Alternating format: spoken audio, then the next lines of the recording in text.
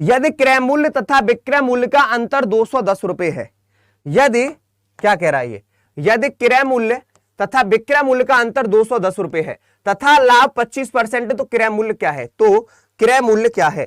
If the difference between the cost price and the selling price is Rs 210 and the profit is 25%, then what will be the cost price?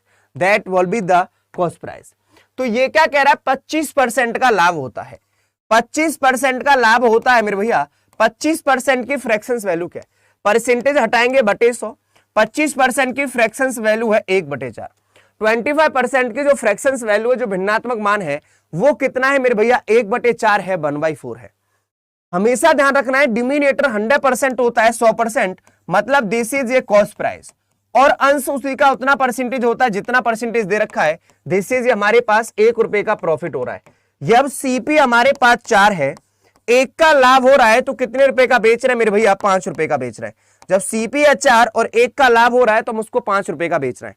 This is 25% की fractions value, 25% का भिन्नात्मक मान कितना है? 1/4 है। तो ये CP है हमारे पास 4, कि हमारे पास 100% सीपी है 4, 1 का लाभ हो रहा है, तो 5 में बेच रहे हैं।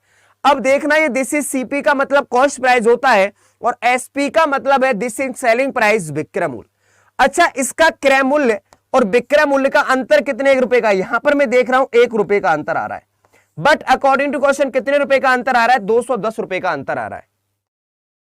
अच्छा, जब 1 की वैल्यू ये 210 है, 1 की वैल्यू 210 है, तो क्रय मूल्य क्या है? 1 की वैल्यू 210, तो 4 की वैल्यू कितनी हो जाएगी मेरे भैया? ये 840, बिल्कुल इसका सही सी आंसर आ जाएगा। 840, 840 ऑप्शन ए बिल्कुल इसका सही आंसर आ जाएगा। और आज की क्लास यदि आप देख लोगे, तो मैं गारंटी से कहता हूं कि मेरे दोस्त, आपसे मेरे भैया आपके एग्जाम के अंदर कोई भी क्वेश्चन नहीं बचेगा। सिर्फ और सिर्फ मेरी बात आप समझ रहे हो ना, कि ये क्या कह रहा है कि यहां पर लाभ 25% हो रहा है, 25% की फ्रैक्शंस वैल्यू 1/4, और ये सीपी है 4 और 1 का लाभ हो रहा है, तो कितने का बेच रहा है मेरे भैया? 5 रुपए का बेच रहे हैं।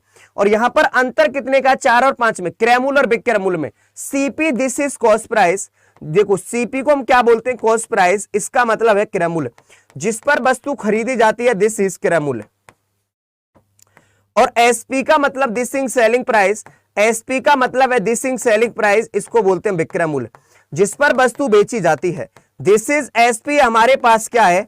इसको हम बोलते हैं सेलिंग प्राइस, दिस इज विक्रय मूल्य, जिस पर वस्तु बेची जाती है। चलो, इतनी बात हमारे हर एक दोस्त के समझ में आ गई। अब यहां से हम मेरे भैया आगे की तरफ बात करेंगे, और मैं हमेशा यही कहता हूं, पढ़ते रहना है, हमेशा मुस्कुराते रहना है।